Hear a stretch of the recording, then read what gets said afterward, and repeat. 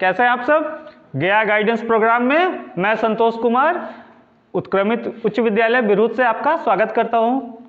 बच्चों, आज गया गाइडेंस प्रोग्राम में हम लोग मैथ का क्लास करेंगे। मैथ्स का 2 क्लास हो चुका है, तीसरा क्लास मेंसुरेशन का है। मेंसुरेशन अर्थात क्षेत्र मिति। क्षेत्र मिति का मतलब क्या होता है? क्षेत्र प्लस मिति। क्या हुआ? क्षेत्र प्लस मिति का मतलब क्षेत्र का मापन करना।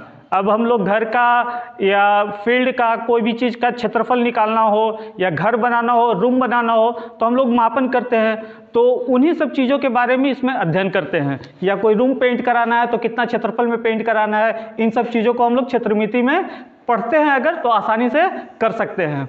अब इसमें कुछ इंपॉर्टेंट बात है जिस पर आप ध्यान रखिए। पहला इंपॉर्टेंट बात जो है हमारा कि यूनिट पर आपको फोकस करना है। जैसे अगर मीटर है तो सारा चीज़ मीटर में रहे, आप आंसर में मीटर वगैरह जरूर लिखें। अगर मीटर है, कुछ सेंटीमीटर में, कोई डेसीमीटर में, तो सबको एक में पहले चेंज कर ले, ठीक है। सेकंड पॉइंट वही है, सभी का इकाई समान होना चाहिए, सबको एक में बदल ले। अब लंबाई है तो लंबाई हमेशा इकाई में होगा, मतलब मीटर में होगा या सेंटीमीटर में होगा या किलोमीटर में होगा या डेसीमीटर। एरिया हमेशा वर्ग इकाई में होगा, मतलब मीटर स्क्वायर या सेंटीमीटर स्क्वायर। और वॉल्यूम हमेशा घन इकाई में होगा, जैसे मीटर क्यूब, सेंटीमीटर क्यूब या किलोमीटर क्यूब।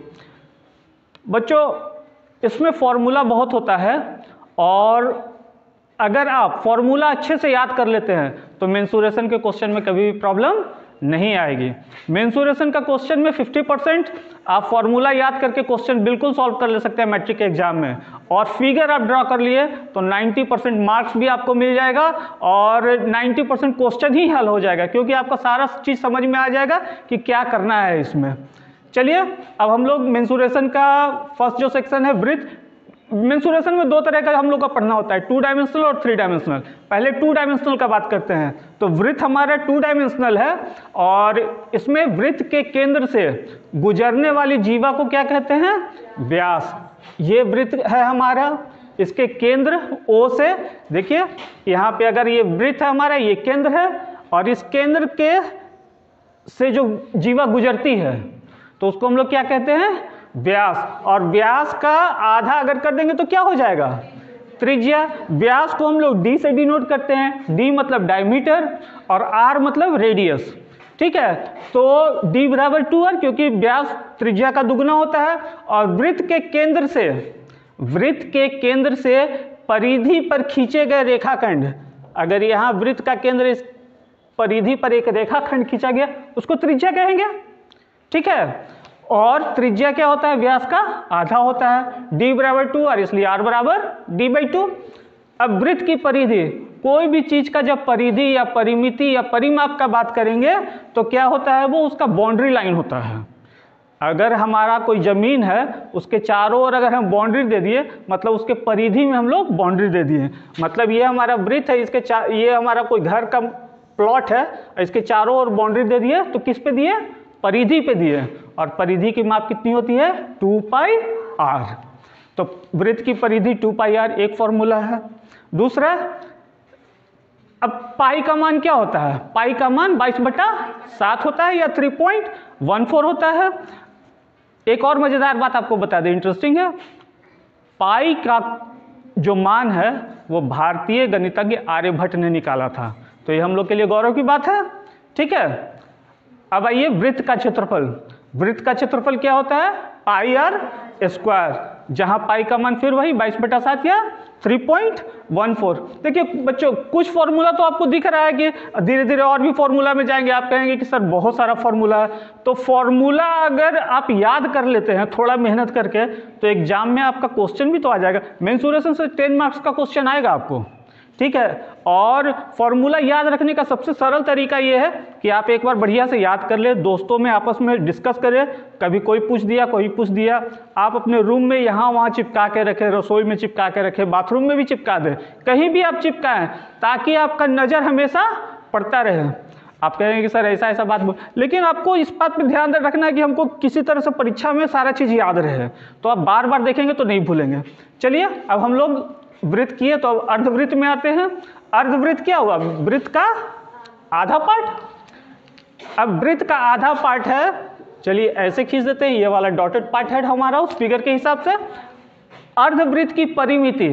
अब परिमिति या परिधि एक चीज होता है, तो परिमिति क्या होगा अर्धवृत्त का? ये हमारा जो अर्धवृत्त है इसका जब हम परिमिति निकालेंगे तो वृत्त का आधा तो इतना ही हुआ, लेकिन ये वाला पार्ट भी तो इसमें जुट गया अर्धवृत्त में। वृत्त में तो पूरा केवल किनारे किनारे था, यहाँ पे भी किनारे किनारे है, लेकिन ये एक किनारा बढ़ गया, तो हमारा क्या बढ़ गया? 2 पाई आर जो होता है हम लोग का हाफ गुने वृत्त की परिधि 2 पाई आर का आधा किए, ये 2 पाई आर का आधा हुआ ना, और उसमें हम लोग क्या जोड़ दिए? 2r जोड़ दिए, r प्लस r, तो half into 2 pi R plus 2r, 2 cut गया, pi R plus 2r, r common लिए, पाई प्लस 2। तो आप मोटा मोटी याद रखें 2 पाई आर होता है और 2 पाई आर का आधा कर दिए तो वृत्त का आधा भाग का निकला, लेकिन इसमें हम लोग को रेडियस 2 ठो जोड़ना है, नहीं डायमीटर जोड़ देना है, तब उसके पूरा बाउंड्री का बात हो जाएगा। अब चलिए आइए अर्धवृत्त का क्षेत्रफल, बस कुछ नहीं करना है, वृत्त का जो क्षेत्रफल होता है उससे 2 से भाग दे देंगे, हम लोग का अर्धवृत्त का क्षेत्रफल निकल गया। वृत्त का क्षेत्रफल क्या था? पाई आर स्क्वायर में 2 से भाग दे दिए, हम लोग का क्या निकल गया? Pi R square by 2। अब एक होता है वृत्ताकार वलय। वलय मतलब रिंग। आप अंगूठी पहनते होंगे तो उसमें 2 पार्ट होता है, आगे थोड़ा रहता है, थोड़ा पीछे रहता है, रिंग में रहता है ना, इस तरह से। अब हमसे पूछेगा इस जो येलो वाला कलर है इसका अगर क्षेत्रफल के बारे में पूछेगा तो क्या होगा? तो इसमें देखिए 2 वृत्त दिख रहा है आपको। बड़ा वाला वृत्त की अगर त्रिज्या हम लोग r मान ले, कैपिटल R, और छोटे वाले वृत्त का स्मॉल r, वो हम लोग का सेंटर है, ठीक है। तो बड़े वाले वृत्त के त्रिज्या r है, कैपिटल R और स्मॉल r, तो बड़े वाले वृत्त की त्रिज्या में क्षेत्रफल में से छोटे वाले वृत्त के क्षेत्रफल को अगर घटा देंगे तो हम लोग को सिर्फ ये येलो वाला का नहीं निकल जाएगा। अगर इस वृत्त के क्षेत्रफल में से ये छोटा वाला वृत्त का क्षेत्रफल घटा देंगे तो क्या बच जाएगा? ये येलो वाला पार्ट का क्षेत्रफल बच जाएगा, वही हम लोग का वलय का क्षेत्रफल हो गया। मतलब बड़ा वाला वृत्त का क्षेत्रफल pi capital R square minus pi small r square, पाई कॉमन ले लिए, r square minus r square. अब ये capital R square minus small r square है, इसको हम लोग तोड़ दिए किस चीज में? a square minus b square, जो हम लोग अलजेब्रा में फॉर्मूला पढ़े हैं, a plus B into A minus B, तो r प्लस r और इंटू r माइनस r। अब त्रिज्यखंड, वृत्त में त्रिज्या से जो पार्ट अलग होता है उसको हम लोग क्या कहते हैं? त्रिज्यखंड। त्रिज्यखंड का और भी कुछ नाम है, जैसे द्वैत्रिज्य भी बोलते हैं या वृत्त त्रिज्या भी बोलते हैं। अब इसकी परिमिति अगर निकालना हो या क्षेत्रफल निकालना हो तो क्या है उसका हम लोग चर्चा करते हैं अभी।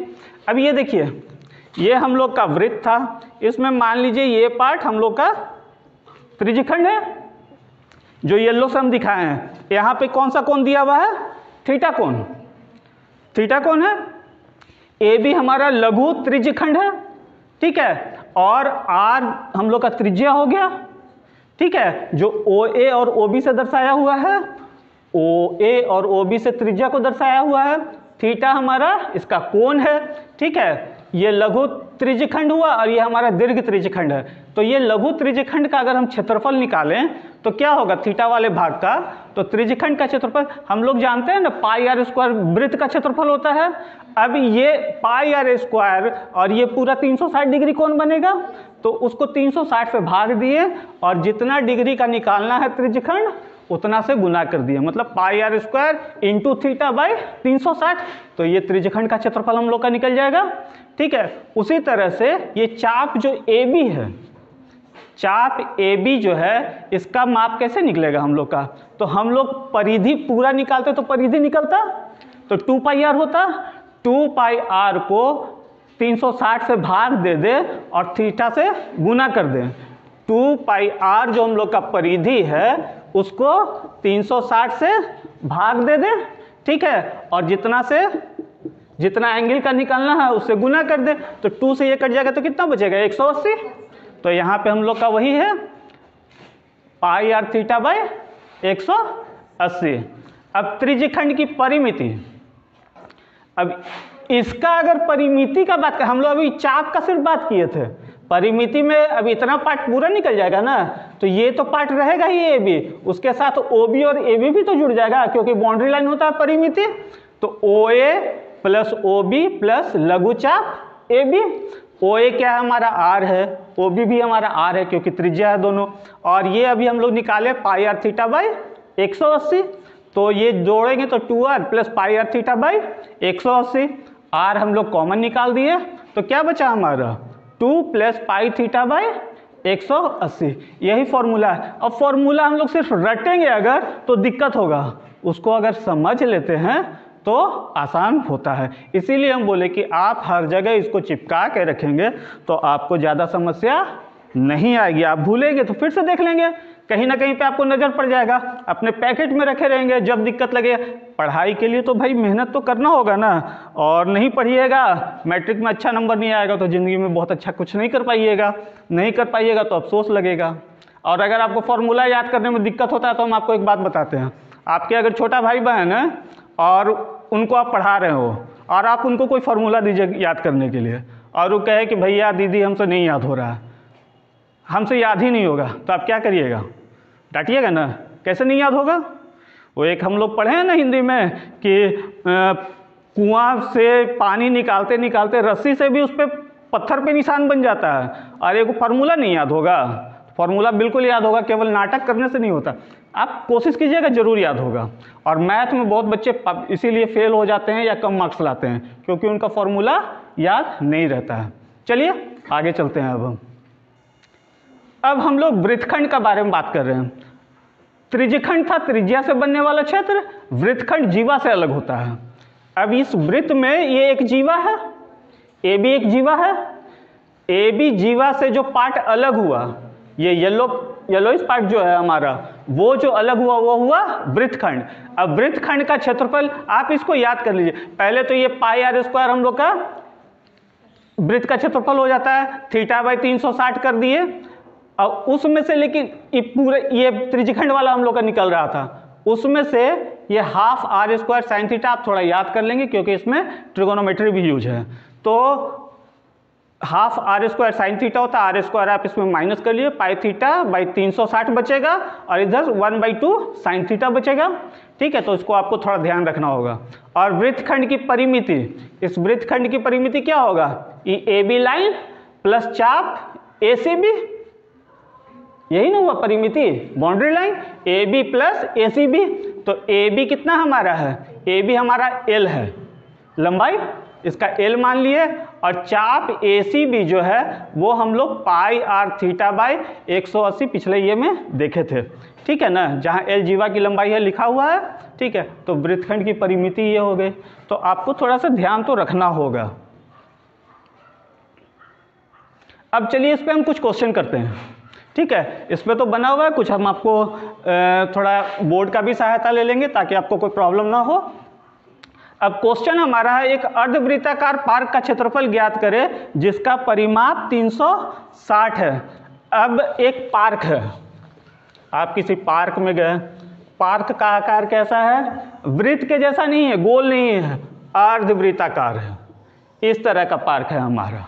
ठीक है, अब हमारे क्वेश्चन में दिया हुआ अर्धवृत्ताकार पार्क का क्षेत्रफल ज्ञात करना है।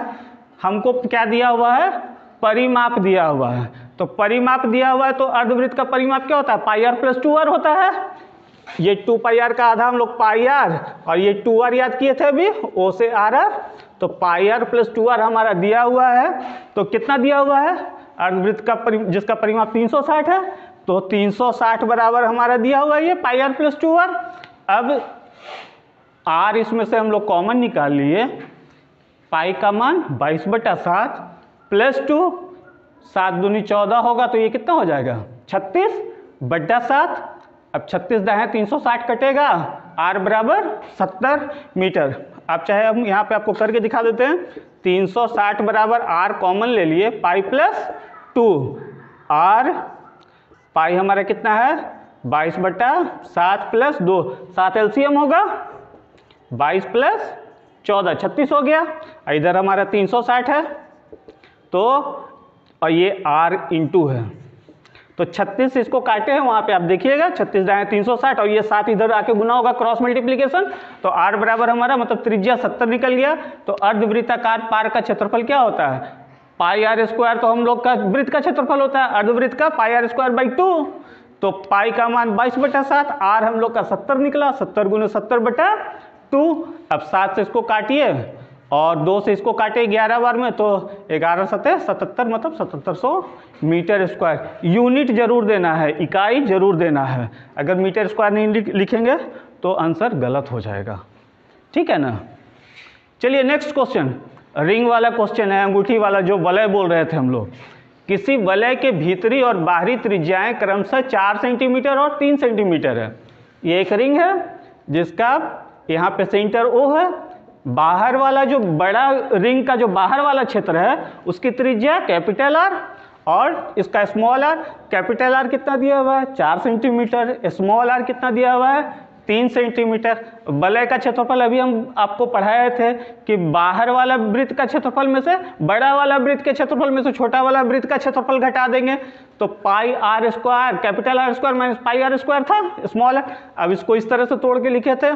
अब r बराबर 4 और r बराबर 3 वैल्यू रख देंगे, तो 4 3 7 और 4 में से 3 जाएगा, 1 7 7 कट जाएगा, 22 × 1 22 वर्ग सेंटीमीटर। बहुत आसान है रिंग का क्षेत्रफल निकालना, समझ में आ रहा होगा बच्चों आप लोग को। अब हम लोग 3 डायमेंशनल फिगर में चलेंगे। किस फिगर में चलेंगे 3 डायमेंशनल, ठीक है ना। 3 डायमेंशनल फिगर कैसे होता है, जैसे एक घन देखे होंगे आप लोग, जो लूडो का पासा होता है वो घन के आकार का होता है। ये आप जिस रूम में क्लास हो रहा है, अगर इसके खिड़की और दरवाजे को पैक कर दें तो ये एक क्या बन जाएगा, घनाभ बन जाएगा, क्योंकि इसकी लंबाई चौड़ाई अलग अलग है, ऊंचाई अलग है, लेकिन आमने सामने के भुजाओं की लंबाई एक समान होगी हमेशा। तो ये एक घनाभ टाइप का है। या हम लोग का तेल का जो टीन वगैरह कैनिस्टर जो आता है, तेल जिसमें आता है, वो घनाभ का एक बहुत अच्छा उदाहरण है। या क्यूबिक ये आता है खेलने वाला, वो घन का एक बहुत अच्छा उदाहरण है। तो चलिए इसमें हम पढ़ते हैं। घनाभ को इंग्लिश में क्या बोलते हैं, क्यूबॉइड, ठीक है, घनाभ को बोलते हैं क्यूबॉइड। अब घनाभ का आयतन, आयतन को हमेशा V से डिनोट करते हैं, V मतलब वॉल्यूम। अब घनाभ का आयतन V बराबर क्या होता है, कोई भी चीज़ का आयतन निकालना हो तो आधार का क्षेत्रफल निकाल लीजिए, उसमें ऊंचाई से गुना कर दीजिए। क्या बोल रहे हैं, आधार का क्षेत्रफल निकालिए, उसमें ऊंचाई से गुना कर दीजिए, हम लोग का आयतन निकल जाएगा। तो इस रूम का अगर हमको आयतन निकालना होगा तो इसका आधार ये जो जमीन है, इसकी लंबाई गुने चौड़ाई क्षेत्रफल निकल गया, और ऊंचाई से गुना कर देंगे, इसका आयतन निकल गया। तो V बराबर क्या हुआ है, L × B × H। ये घनाभ का उदाहरण है, क्यूबॉइड है, ठीक है। अब घनाभ का पृष्ठ क्षेत्रफल, पृष्ठ क्षेत्रफल क्या होता है बच्चों कि अब इस रूम में जैसे ये एक आयत, जब हम लोग सिर्फ 2 डायमेंशनल फिगर का बात करते हैं तो ये क्या होता है, एक आयत है, इसका लंबाई चौड़ाई केवल है, ठीक है। अब जब रूम बन जाता है तो लंबाई चौड़ाई ऊंचाई सब हो जाता है, तो लंबाई चौड़ाई ऊंचाई सब हो जाता है। अब इसका क्षेत्रफल लंबाई गुने चौड़ाई होगा। अब हर जो 6 पार्ट है, एक रूम में कितना पार्ट होता है, 6 दीवार होगा, मतलब 4 दीवार होगा और एक सतह होगा, एक ऊपर छत होगा। जो 6 पार्ट है सबका क्षेत्रफल निकलेगा, इन सब के क्षेत्रफल को जोड़ देंगे तो उसका क्या निकल जाएगा, कुल पृष्ठ क्षेत्रफल। अब 6 का क्षेत्रफल क्या होगा, लंबाई गुने चौड़ाई, इसका भी होगा, इसका भी होगा, इसका भी होगा। तो यही यहाँ पे है, देखिए घनाभ का पृष्ठ क्षेत्रफल जब हम निकालेंगे तो लंबाई गुने चौड़ाई प्लस चौड़ाई गुने ऊंचाई प्लस लंबाई गुने ऊंचाई, और ये 2 बार होगा। एक बार जैसे जमीन का निकला लंबाई गुने चौड़ाई, तो छत का भी लंबाई गुने चौड़ाई निकलेगा, तो 2 बार हो जाएगा लंबाई गुने चौड़ाई। ये दीवार का अगर हम लोग साइड के दीवार का निकालेंगे तो क्या हो जाएगा, लंबाई गुने ऊंचाई L × H, और ये 2 बार हो जाएगा। और इस दीवार का अगर निकालेंगे तो चौड़ाई गुने ऊंचाई, तो B × H, ये भी 2 बार होगा। इसी 2 को कॉमन ले लिए और बाकी सबको जोड़ दिए, ठीक है। तो ये हम लोग का घनाभ का कुल पृष्ठ क्षेत्रफल हो जाएगा। अब घनाभ का विकर्ण क्या होगा, इस रूम में इस कोने से लेके इस कोने तक जो सबसे बड़ी छड़ रखी जा सकती है वो उसके विकर्ण पे ही रखी जा सकती है, ठीक है। तो घनाभ का विकर्ण यहाँ से लेके इस कोने तक जो छड़ रखा जाएगा वो विकर्ण होगा, और उसका फॉर्मूला होगा √L² + BA² + H²। अब घनाभ से और घन में क्या अंतर है, अभी हम लोग चर्चा किए थे। घनाभ और घन में ये अंतर है कि घन की सारी भुजाएं बराबर होती है, लंबाई गुने चौड़ाई गुने लंबाई चौड़ाई ऊंचाई सब बराबर होती है। मतलब सब एल बी एच के जगह सब एल होगा, नहीं अगर सबको एल मान ले, एल बराबर बी बराबर एच होता है, तो अब एल बराबर बी बराबर एच होने पर घनाभ घन बन जाता है। अब हम लोग बी और एच के जगह एल ही लिखेंगे, तो क्या होता है उसमें L into B into H, तो अब हो जाएगा L into L into L. जब L into L into L होगा तो इसका आयतन क्या हो जाएगा, एल क्यू घन आयतन, या भुजा क्यू भी बोल सकते हैं हम लोग, क्योंकि एल तो भुजा ही है ना। अब घन का कुल पृष्ठ क्षेत्रफल, अब घन जो हम लोग का लूडो का जो ये बता रहे थे उसका जो 6 पार्ट है, सबका अलग अलग पार्ट का क्षेत्रफल निकालेंगे तो क्या हो जाएगा, वर्ग का क्षेत्रफल क्या होता है भुजा स्क्वायर, और 6 उसमें साइड है तो 6 बार भुजा स्क्वायर जोड़ना होगा, तो क्या हो जाएगा पृष्ठ क्षेत्रफल 6 इंटू भुजा स्क्वायर। घन का विकर्ण, इसमें जो विकर्ण निकालेंगे तो वो जो फॉर्मूला था root under L square plus B square plus H square, जो घनाभ का उसमें सब की जगह एल रख देंगे तो हम लोग का 3l स्क्वायर हो जाएगा, और ये रूट एल स्क्वायर का रूट एल होगा, और 3 का रूट निकलेगा नहीं तो रूट 3 हो जाएगा। थोड़ा फॉर्मूला पे आप लोग को मेहनत करना होगा। मैथ्स में अगर आप फॉर्मूला पे ध्यान देते रहते हैं तो हमेशा अच्छे मार्क्स आएंगे। और मैथ्स में एक और बात आपको बता दें, मैथ्स के आप सारे सब्जेक्ट में आप एक बात का ध्यान रखें कि ये आपकी सीढ़ी शुरू हुई है पढ़ाई की, इसी से आप कॉलेज में जाएंगे, +2 करेंगे, फिर कॉलेज में जाएंगे, उसी के बाद आपके कैरियर के दरवाजे खुलते हैं। तो चलिए अब हम लोग आगे चलते हैं। अब हम लोग बेलन के बारे में पढ़ेंगे। बेलन जिसको सम्मेलन बोलते हैं या राइट सर्कुलर सिलेंडर भी बोलते हैं। सिलेंडर वो गैस वाला सिलेंडर नहीं समझ जाइएगा, हम लोग का सिलेंडर बेलन जो होता है, और ना रोटी बेलने वाला भी बेलन नहीं है, उसका भी शेप उस तरह का नहीं होता है। हमारा जो बेलन पढ़ना है उसका शेप किस तरह का होता है, इस तरह का होता है ना। अब जब बेलन है, इसको आप समझिए, ये पेज को हम बेलन बना दिए, अगर इसको खोल दिए तो क्या बन गया आयत, और इसको वक्र कर दिए तो क्या बन गया बेलन। तो आयत का क्षेत्रफल होता है और बेलन का वक्र पृष्ठ का क्षेत्रफल होता है। आयत में हम लोग बोलते हैं क्षेत्रफल और बेलन में क्या बोलते हैं वक्र पृष्ठ का क्षेत्रफल। आयत में ये हमारा लंबाई है, और जब इसको बेलन तरह बना दिए तो ये क्या बन गया वृत्त बन गया, ये घूम गया तो वृत्त बन गया ना। तो ये जो वृत्त बन गया तो उसमें L इंटू बी कहते हैं लंबाई गुने चौड़ाई। इसमें क्या हो जाएगा, जब ये वृत्त बन गया तो वृत्त की परिधि बन गई है, जो लंबाई था वो वृत्त की परिधि बन गई। वृत्त की परिधि क्या होता है 2πr, तो 2πr और जो चौड़ाई था h वही गुना कर देना है। तो फॉर्मूला आसान होता है, समझने का चीज होता है। तो 2πr इंटू h, ये जो हमारा बेलन है इसी को अभी हम बताए आपको, यहाँ पे इसकी ऊंचाई h है और त्रिज्या r है।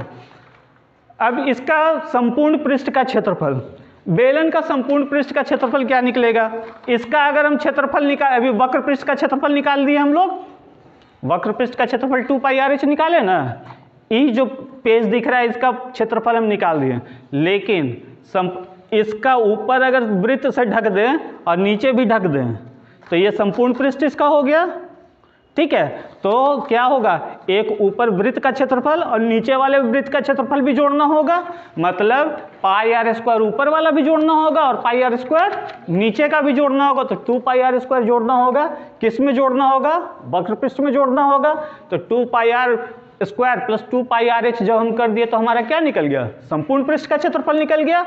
अब 2πr क्या किया हम लोग कॉमन ले लिए तो हम लोग का बच गया r प्लस h। ऐसे याद करेंगे अगर सम्मेलन का क्षेत्रफल 2πr into r plus h, तो हो सकता है मेहनत लगे क्योंकि बहुत सारा फॉर्मूला हो गया। लेकिन अगर हम समझ जाएं कि हमको क्या निकालना है, 2 गो वृत्त है उसका क्षेत्रफल जोड़ दिए और जो वक्र पृष्ठ था उसका क्षेत्रफल जोड़ दिए। वक्र पृष्ठ का क्षेत्रफल कैसे निकलेगा, तो परिधि गुने ऊंचाई कर दिए थे। परिधि क्या था 2πr, कैसे हो गया था परिधि, तो आयताकार था तो लंबाई था और गोल कर दिए तो परिधि बन गया उसका वृत्ताकार का। चलिए अब इसका आयतन क्या होगा, आयतन हम आपको क्या बताए थे अभी थोड़ी देर पहले, कोई भी चीज़ का आयतन निकालना हो तो सतह में मतलब नीचे आधार के क्षेत्रफल में ऊंचाई से गुना कर देंगे तो हम लोग का आयतन निकल जाता है। तो आधार का क्षेत्रफल सम्मेलन का आयतन हम लोग निकालेंगे, V मतलब वॉल्यूम आयतन, तो आधार का क्षेत्रफल इसका क्या होगा पाई आर स्क्वायर, ऊंचाई से गुना कर दिए h से, क्या हो गया बेलन का हमारा आयतन निकल गया। चलिए अब है एक खोखला बेलन, ठीक है, एक बेलन का पार्ट अंदर भी है और उसके बाहर भी है, ठीक है, इस तरह से। तो कोई भी चीज़ खोखला रहेगा तो क्या होगा, उसमें दो बेलन हो गया, एक बेलन बाहर हो गया, एक बेलन उसके अंदर हो गया, ठीक है ना। तो खोखले बेलन का आयतन निकालने का मतलब है बाहरी बेलन के आयतन में से भीतरी बेलन का आयतन को घटा देंगे तो खोखला वाला भाग का क्षेत्रफल निकल जाएगा। बाहर वाला जो बेलन है उसमें से ये अंदर वाला बेलन का क्षेत्र आयतन घटा देंगे तो खोखले बेलन का आयतन निकल जाएगा ना। तो इसका त्रिज्या जो था, बाहर वाला जो बेलन है इसका जो नीचे पार्ट क्या है सर्कुलर है, मतलब वृत्ताकार है, इसका त्रिज्या क्या है कैपिटल आर, और इसका छोटे वाले बेलन का स्मॉल आर है त्रिज्या। अब पाई आर स्क्वायर एच होता है बेलन का आयतन, तो यहाँ पे कैपिटल आर स्क्वायर मतलब बड़ा वाला बेलन का आयतन माइनस स्मॉल आर स्क्वायर के यहाँ पे मतलब छोटे वाले बेलन का आयतन, इन दोनों को घटा दिए तो हमारा क्या निकल जाएगा खोखले बेलन का आयतन। अब इसी में हम लोग का क्या कॉमन आएगा, पाई और एच कॉमन हो जाएगा, पाई एच कॉमन ले लिए, R square minus R square बच गया। अब इसको फिर हम और तोड़ सकते हैं A square minus B square के फॉर्मूला में, तो क्या हो जाएगा R plus R into R minus R, जहाँ आर क्या है हमारी बाहरी त्रिज्या जो अभी बताए थे, और ये आर भीतरी त्रिज्या, और एच क्या है बेलन की ऊंचाई, ठीक है। अब हम लोग 3D का कुछ क्वेश्चन बनाते हैं, ठीक है। 3D मतलब जो आयतन वाला जो पार्ट था, एक घन का संपूर्ण पृष्ठीय क्षेत्रफल 3 डायमेंशनल जो फिगर था उसका बना रहे हैं, तो घन 3 डायमेंशनल है, तो घन का संपूर्ण पृष्ठ क्षेत्रफल क्या दिया हुआ हमारा 216 सेंटीमीटर स्क्वायर है, तो उसका आयतन क्या होगा। हम लोग का संपूर्ण पृष्ठ क्षेत्रफल दिया हुआ है, तो एक पृष्ठ का क्षेत्रफल तो भुजा स्क्वायर केवल होता है, संपूर्ण पृष्ठ 6 पृष्ठ होता है स्क्वायर में, इसमें घन में, तो 6 इंटू भुजा स्क्वायर हम लोग याद कर चुके हैं, वो हम लोग को कितना दिया हुआ है 216, तो 6 इंटू भुजा स्क्वायर बराबर 216। अब 6 से भाग दे देंगे तो हम लोग को भुजा स्क्वायर निकल जाएगा, 6 से भाग देंगे इसको तो 6 3 18 और 3 36, 6 6 36। अब भुजा स्क्वायर है उधर 36 है, तो दोनों तरफ अगर वर्गमूल कर देंगे रूट निकाल देंगे तो इधर बच जाएगा भुजा, इधर हुआ रूट 36, रूट 36 का मान कितना होता है 6, तो हम लोग को भुजा निकल गया 6। हमसे पूछता क्या है उसका आयतन, तो घन का आयतन क्या होता है भुजा क्यू, तो 6 इंटू क्यू मतलब 216 ही, मतलब इसका संपूर्ण पृष्ठ क्षेत्रफल भी 216 है और इसका आयतन भी 216 ही होगा। अब हम लोग का बेलन का क्वेश्चन है, ठीक है।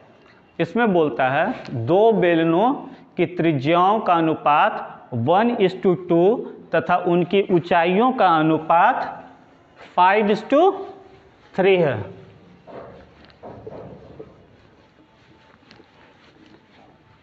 दो बेलन है हमारा 1 और 2, ठीक है ना, इन दोनों का अनुपात दिया हुआ मतलब बटा किया हुआ, ठीक है ना, 1/2 करना है। पहला बेलन का त्रिज्या का अनुपात, बेलन का आयतन क्या होता है हम लोग को आयतन का अनुपात बोल रहा है ना, तो पाई आर स्क्वायर एच, तो हम पहला बेलन मान लिए पाई आर स्क्वायर एच और दूसरा बेलन पाई, और ये आर स्क्वायर की जगह कैपिटल आर स्क्वायर लिख देते हैं और एच के जगह यहाँ पे कैपिटल एच लिख देते हैं। अब आर स्क्वायर हमारा क्या दिया हुआ त्रिज्या का अनुपात क्या है 1:2, मतलब पाई पाई तो कट जाएगा, आर स्क्वायर मतलब यहाँ पे 1 स्क्वायर है और नीचे भी कितना है 2 स्क्वायर, और एच का क्या अनुपात दिया हुआ है ऊपर वाले में 5 दिया हुआ है और नीचे वाले में 3 दिया हुआ है, तो ये 1 का स्क्वायर 1 होगा, 1 को 5 से गुना करेंगे तो 5 और 2 दूनी 4 और 4 को 3 से गुना करेंगे तो 12, मतलब हमारा क्या हो जाएगा 5/12, ये आंसर हो गया।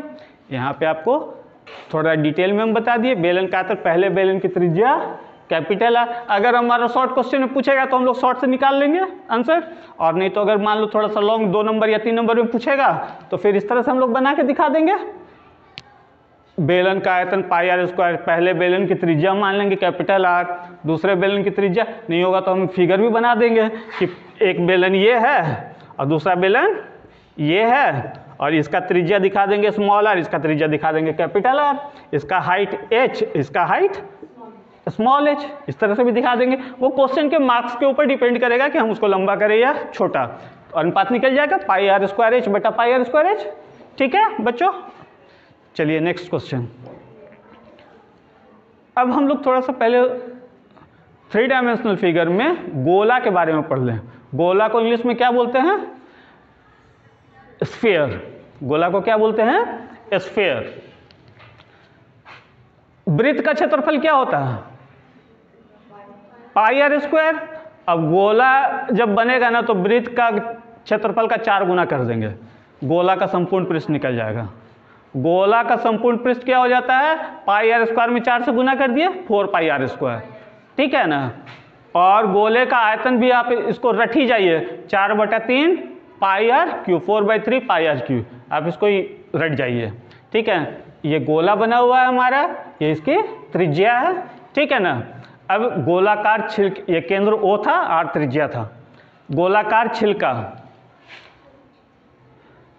अब वही जो हम लोग खोखला बेलन वगैरह पढ़ रहे थे, वही छिलका भी उसी तरह का है। गोलाकार छिलके का आयतन क्या होगा? बड़े गोले के आयतन में से छोटे गोले का आयतन घटा देंगे तो हम लोग का क्या निकल जाएगा? जो निकलेगा तो क्या होगा, जब कोई गोला है उसमें से अगर काट के गोला एक मतलब इस तरह से निकाले कि ऊपर वाला पार्ट अलग हो जाए, ठीक है ना, तो बड़ा गोला का पार्ट में से छोटा वाला गोला पार्ट निकाल दिए तो जो छिलका निकलेगा उसी का आयतन पूछ रहा है। तो बड़े गोले का आयतन, अगर इसका कैपिटल आर है ये त्रिज्या, और छोटे वाले अंदर जो बच गया उसका स्मॉल आर है, तो क्या हो जाएगा? 4/3 pi capital R cube minus 4/3 pi R cube.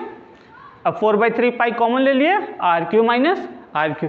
कैसे आया? आप अलग से इसको याद करने का जरूरत ही नहीं है, गोलाकार छिलके का है, हमको गोला का आयतन पता है, तो छिलके का आयतन क्या होगा? बड़ा वाला गोला के आयतन में से छोटा वाला गोला का आयतन घटा दिए, यही हो गया हमारा फॉर्मूला। अब आए हम लोग हेमी स्क्वायर। कहेंगे कि सर आप बहुत सारा फॉर्मूला करा रहे हैं, पर इसीलिए हम बोल रहे थे आपको कि आप फॉर्मूला को एक जगह पे जरूर लिख लें। हम बार बार बोल रहे हैं आप लोग को, परीक्षा में पास होने के लिए अगर आपके पास फॉर्मूला बढ़िया से है याद, आपको फॉर्मूला याद है, परीक्षा में अच्छा मार्क्स लाने से कोई नहीं रोक सकता। आप एग्जाम में सॉल्यूशन जैसे क्वेश्चन आपको लगेगा कि हमसे नहीं बन पाएगा, लेकिन उस क्वेश्चन से रिलेटेड फॉर्मूला भी लिख देंगे तो कुछ मार्क्स आपको मिल जाएगा। फिगर बना देंगे तो 80% मार्क्स मिल जाएगा। उसके बाद तो थोड़ा ही कम बचा रह जाता है। ठीक है, और बहुत इंटरेस्टिंग भी है अर्धगोला, हेमी स्फीयर। ये हम लोग का गोला आधा है, गोला का हाफ पार्ट। ठीक है, अब अर्धगोला का वक्र पृष्ठ, गोला का वक्र पृष्ठ हम लोग 4 पाई आर स्क्वायर किए थे, तो अर्धगोला का क्या हो जाएगा? उसका आधा, 2 पाई आर स्क्वायर। एक ही फॉर्मूला से तो सारा निकलते चला जा रहा है। अब अर्धगोला का संपूर्ण पृष्ठ, अर्धगोला का संपूर्ण पृष्ठ क्या हो जाएगा? तो इसका वक्र पृष्ठ का क्षेत्रफल और तल का क्षेत्रफल। वक्र पृष्ठ जैसे बेलन में भी निकाले थे तो क्या वक्र पृष्ठ निकाले थे और ऊपर नीचे तल, लेकिन इसमें ऊपर तो तल नहीं है, नीचे ही का सिर्फ तल है। तो वक्र अर्धगोले का वक्र पृष्ठ प्लस अर्धगोले के तल का पृष्ठ, तो अर्धगोले का वक्र पृष्ठ हम लोग 2 पाई आर स्क्वायर था, और नीचे जो वृत्ताकार क्षेत्र है उसका क्षेत्रफल क्या होता है? Pi R square. तो 2 pi R square plus pi R square कितना हो गया? 3 पाई आर स्क्वायर। इसलिए अर्धगोले का आयतन कितना हो गया? और अर्धगोले का आयतन उसका था 4/3 पाई आर क्यू।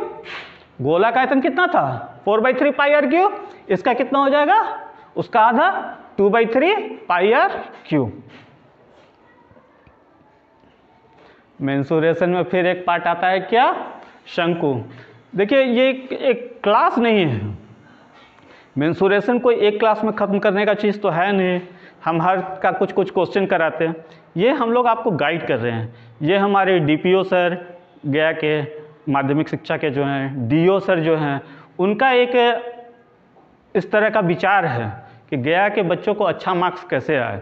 इसके लिए इस तरह का आप लोग को मैटर दिया जा रहा है कि आप घर पे भी बैठ के उसको पढ़ सके। ये पैंडेमिक के समय बहुत सारे बच्चों की पढ़ाई स्कूल में नहीं हो पाई थी, तो सर लोग का हम थैंक्स अदा करते हैं, डीपीओ और डीओ सर का, कि इस तरह से सोचे वो और सभी टीचर्स को एक प्लेटफॉर्म पे लाए गया गाइडेंस प्रोग्राम के नाम से, और उस पर आप लोग को ये मौका मिल रहा है कि आप घर बैठे कर सकते हैं। हम लोग अब एक ही क्लास में सारा चीज़ करना है तो थोड़ा तो लगेगा ना कि सर तेज़ी से पढ़ा रहे हैं। अब मेंसुरेशन हम एक ही क्लास में आपको ख़त्म कर रहे हैं तो क्या करेंगे, हम फॉर्मूले पे ही चर्चा करेंगे ना, और एक दो क्वेश्चन कर पाएंगे, नहीं तो ये तो क्लास लंबा चलता है। तो चलिए अब हम लोग शंकु पे चलते हैं, ज़्यादा गप नहीं कर सकते हैं, टाइम लिमिट है। शंकु को इंग्लिश में क्या बोलते हैं, कोन। कोन जो हम लोग आइसक्रीम खाते हैं तो शंकु के रूप में रहता है ना, ठीक है। उसको अगर बनाए तो कुछ इस तरह से बनेगा, नहीं इसी में आइसक्रीम खाते हैं, नहीं तो ये कोन है। अब इस कोन, अब यहाँ पे जो फिगर हमारा बना हुआ है इस तरह से बना हुआ है, तो नीचे में वृत्ताकार क्षेत्र, मेरा फिगर मेरे पास जो है ये बढ़िया नहीं बना हुआ है, तो नीचे में वृत्ताकार होता है और ऊपर में इस तरह से कोन बना रहता है। इसमें देखिए ये इसका त्रिज्या हो गया, ये इसको क्या बोलते हैं, तिर्यक ऊंचाई। जो इस साइड वाला तिरछा ऊंचाई है इसको तिर्यक ऊंचाई बोलेंगे, और बीच वाला इसका मेन ऊंचाई है, ठीक है ना, उसको एच बोलते हैं। अब देखो यदि शंकु की ऊंचाई h, उसको हम इसी फिगर को जो यहाँ पे h o और ये जो हम लोग का है o से ऊपर h खींचे, इधर l जो तिर्यक ऊंचाई है और इसको मिलाए, तो ये क्या एक बन गया है, ये एक समकोण त्रिभुज बन गया है, नहीं। तो इसको हम निकाल के ले आए हैं यहाँ पे, देखो h है, l है और नीचे r है। अब समकोण त्रिभुज में हम लोग पढ़े हैं ना, कर्ण स्क्वायर बराबर लंब स्क्वायर प्लस आधार स्क्वायर, कर्ण स्क्वायर बराबर लंब स्क्वायर, तो कर्ण कौन है यहाँ, ये है, यहाँ पे लंब स्क्वायर प्लस आधार स्क्वायर। तो यहाँ पे अगर शंकु की त्रिज्या, शंकु की ऊंचाई h है, त्रिज्या उसकी जो यहाँ पे दर्शाए हैं r है, तिर्यक ऊंचाई l हो, तो l स्क्वायर बराबर h square plus r square हो जाएगा, जो अभी हम बता रहे थे आपको समकोण त्रिभुज के हिसाब से। अब अगर हमसे पूछेगा कि शंकु का वक्र पृष्ठ, शंकु का वक्र पृष्ठ, और जब इसको ऐड कर देंगे तो हो जाएगा संपूर्ण पृष्ठ, होगा ना। तो शंकु का जो वक्र पृष्ठ, इसको a से डिनोट किए हैं, इसको हम लोग बोलते हैं हाफ गुने आधार की परिधि गुने तिर्यक ऊंचाई। आधार की परिधि मतलब ये 2πr, हाफ गुने 2πr, क्योंकि वृत्ताकार है ये, वृत्त का परिधि क्या होता है 2πr, तो हाफ इंटू 2πr इंटू तिर्यक ऊंचाई, तिर्यक ऊंचाई क्या था l, यही होता है हम लोग का शंकु का वक्र पृष्ठ। तो half into 2πr into l किए, 2 कट गया, तो हम लोग का क्या बच गया πrl, πrl हम लोग का शंकु का वक्र पृष्ठ हो गया। अब शंकु का संपूर्ण पृष्ठ जब निकालना होगा तो वक्र पृष्ठ प्लस क्या हो जाएगा, आधार का क्षेत्रफल। तो शंकु का पूर्ण पृष्ठ बराबर वक्र पृष्ठ प्लस आधार का क्षेत्रफल। वक्र पृष्ठ हमारा πrl अभी निकला, और आधार का क्षेत्रफल जो वृत्त का क्षेत्रफल होगा πr स्क्वायर, उसको जोड़ दिए, तो πr इसमें आप कॉमन ले लेंगे तो l plus R, πr into l plus R बच जाएगा।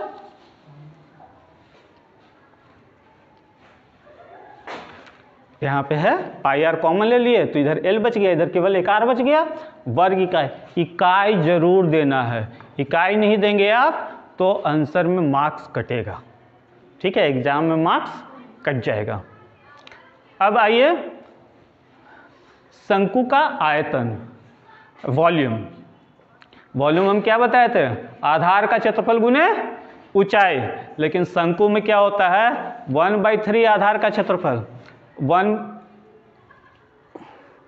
ये जो आधार का क्षेत्रफल है ये हम लोग का शंक्वाकार जो क्षेत्र है इसका πr स्क्वायर बाई 3 हो जाएगा नीचे का, और into h 1/3 πr square h, इसको याद कर लेंगे, ठीक है। शंकु हमारा ये हो गया। अब इस पे क्वेश्चन चलिए करते हैं, ठीक है। क्वेश्चन क्या है,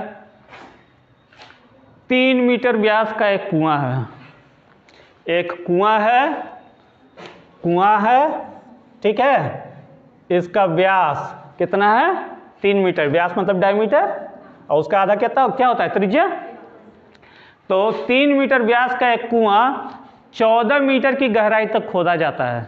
एक कुआं जो है उसको कितना नीचे तक खोदा जाता है, 14 मीटर तक खोदा जाता है नीचे तक। इससे निकली हुई मिट्टी, जब खोदेंगे तो मिट्टी निकलेगा, जब मिट्टी निकली उस मिट्टी को कुएं के चारों ओर, मिट्टी जो निकलता गया उसको कुआं के चारों ओर बिखराते गए, बिछाते चले गए।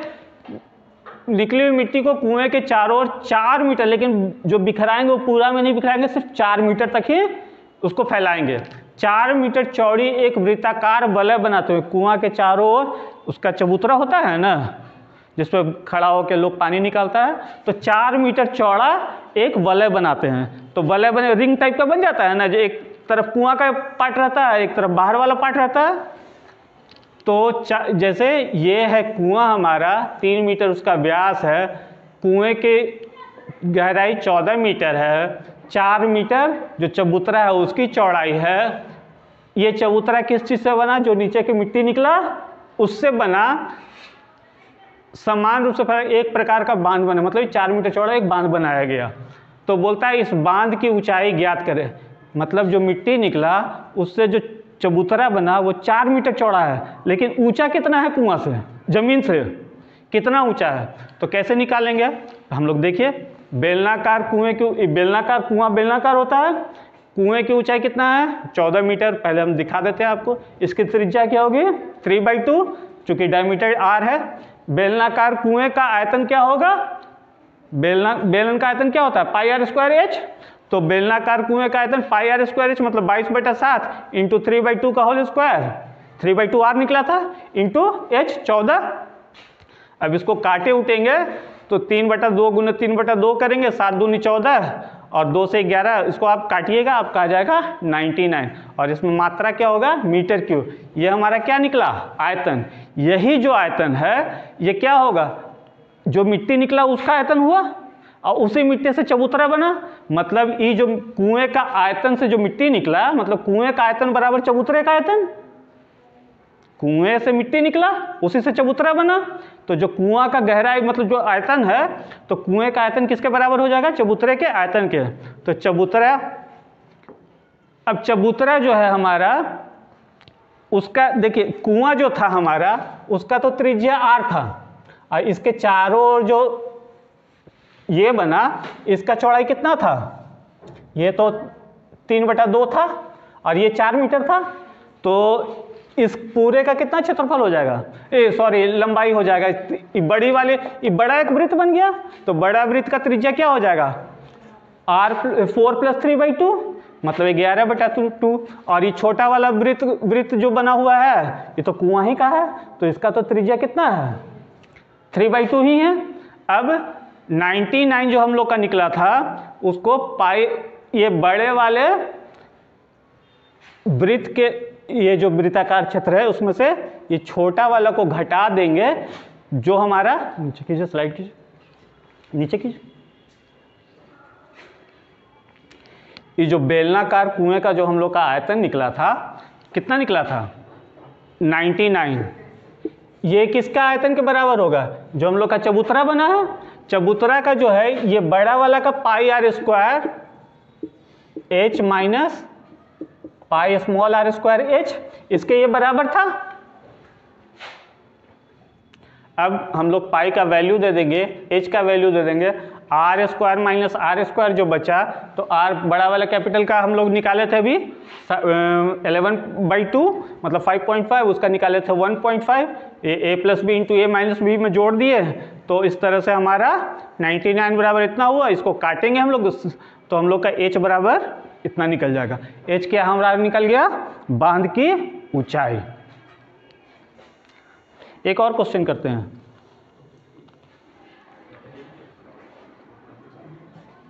अब जैसे एक क्वेश्चन रहता है हमारा सर्कस का, तंबू का क्वेश्चन रहता है, ठीक है।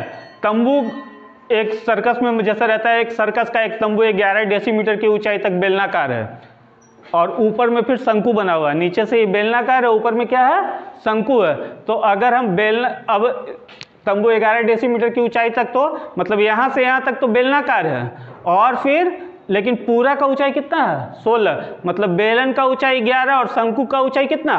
5। ये पूरा का ऊंचाई जब 16 है तो बेलनाकार जो पार्ट है तंबू का उसका ऊंचाई 11 है, तो 16 में से 11 घटा देंगे तो शंक्वाकार का ऊंचाई बच जाएगा।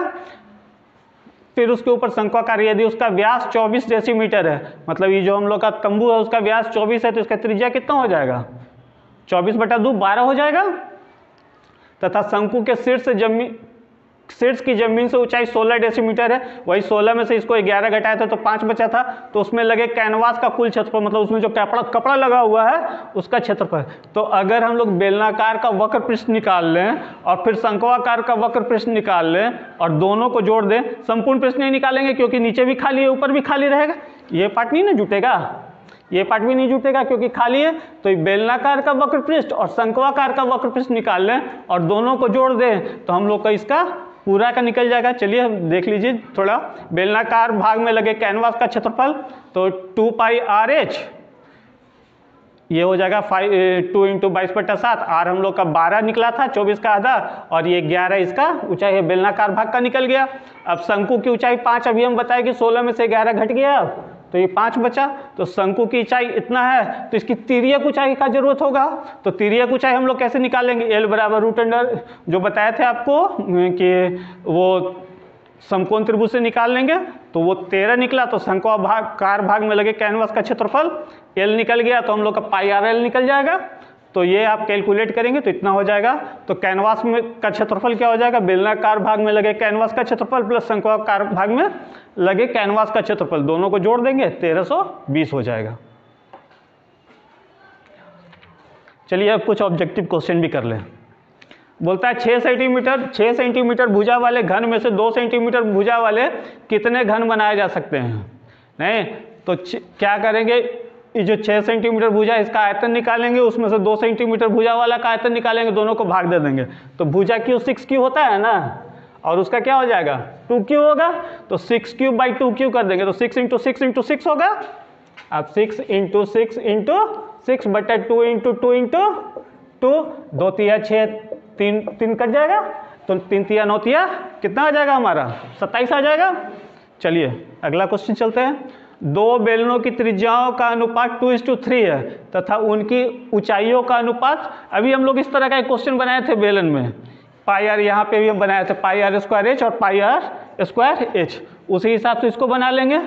चलिए नेक्स्ट क्वेश्चन चलते हैं। यदि किसी वृत्त की त्रिज्या दुगनी कर दी जाए तो पुराने एवं नए वृत्तों के क्षेत्रफल में क्या अनुपात होगा? हमेशा 4:1 का होगा, सॉरी 1:4 का होगा। जब त्रिज्या दुगना कर देंगे, जैसे अगर पहले त्रिज्या 1 है और अगला बार त्रिज्या 2 हो जाएगा, तो 1 का स्क्वायर 1 ही रह जाएगा, 2 का स्क्वायर क्या हो जाएगा? 4, πr² होता, पाई तो कट जाएगा, अनुपात जब निकालेंगे तो 1:4 होगा। अगर ये 2 है और उसका दुगना 4 होगा, तो ये 2 दूनी 4 होगा, ये 4 चौके 16 हो जाएगा। तो हमेशा अनुपात क्या होगा? 1:4 का ही होगा। यदि किसी वृत्त के परिमाप और क्षेत्रफल संख्यात्मक रूप से बराबर हो तो वृत्त की त्रिज्या क्या है? परिमाप और क्षेत्रफल बराबर है, मतलब 2πr और πr² बराबर है। परिमाप होता है 2πr और क्षेत्रफल क्या होता है? πr², दोनों बराबर है। पाई कट गया, r से ये कट गया, तो r बराबर 2 हो जाएगा इसका आंसर। ठीक है। शंकु के आधार की त्रिज्या r एवं तिर्यक ऊंचाई l है। अभी हम लोग कह रहे थे आधार की त्रिज्या r और तिर्यक ऊंचाई l है, और ये इस तरह से बनेगा समकोण त्रिभुज। अब l पता है, r पता है, तो h नहीं हम लोग निकाल लेंगे। क्या होगा? l² - r² हो जाएगा, तो √L² - r।